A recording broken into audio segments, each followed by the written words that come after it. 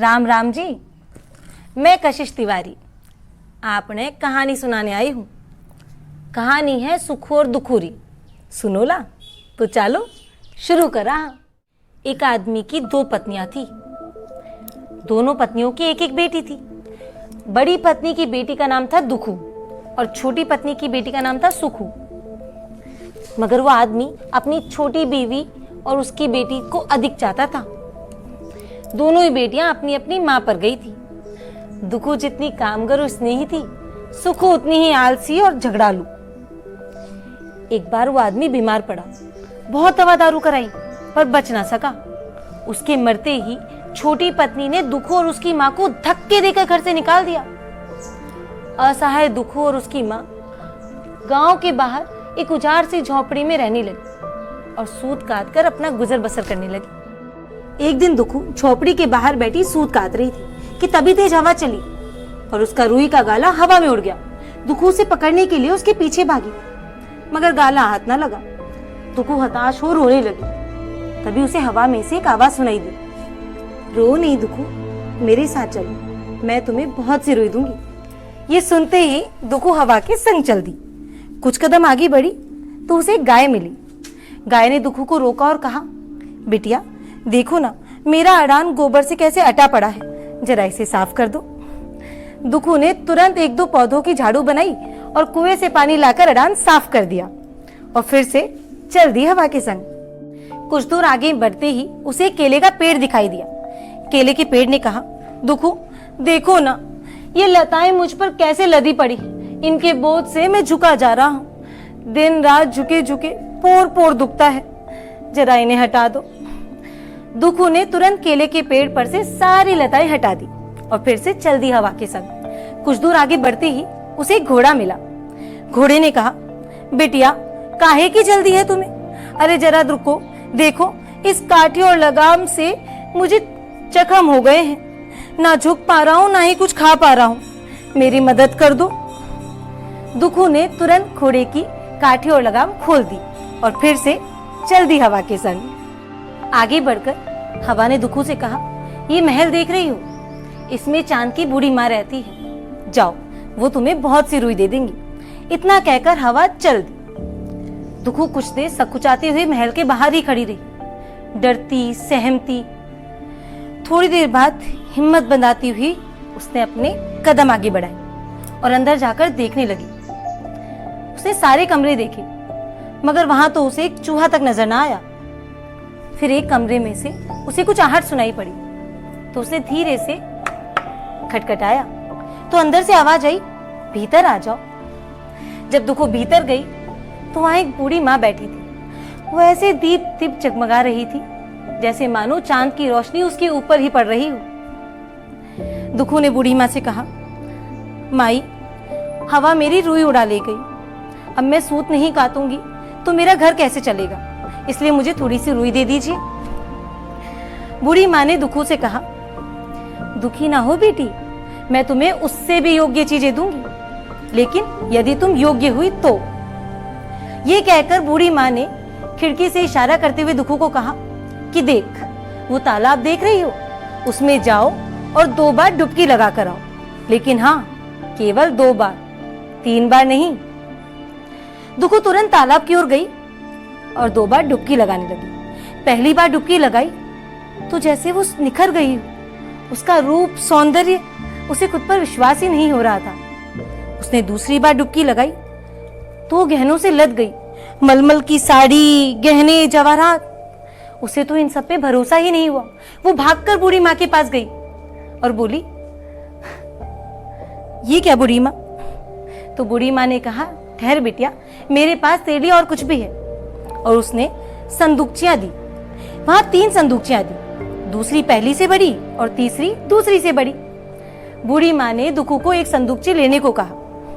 दुखू ने सबसे छोटी संदूकची उठाई, बूढ़ी माँ को प्रणाम किया और चल दी अपने घर की ओर। वहां रास्ते में गाय, घोड़ा और केले का पेड़ उसकी प्रतीक्षा कर रहे थे, उसके लिए उपहार लेकर।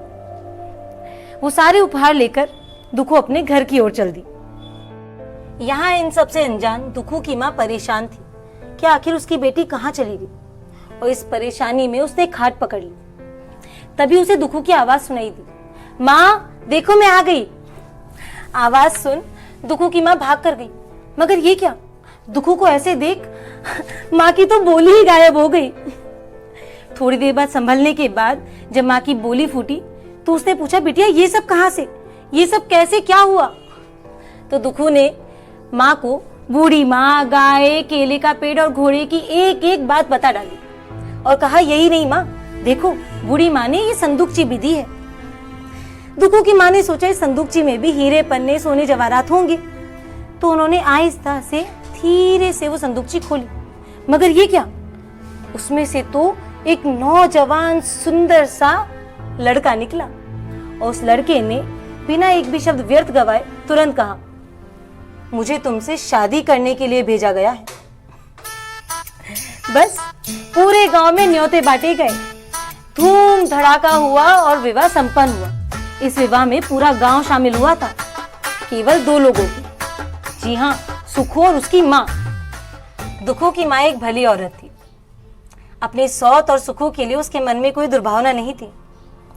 इतना धन पाकर भी उसका माथा नहीं फिरा था और इसीलिए उसने कुछ गहने सुखू को देने चाहे, मगर सुखू की माँ को यह अपनी बेइज्जती जान पड़ी और वो गुस्से में तमतमाई, अरे मेरी सुखू तुम्हारी उतरन पहनेगी क्या?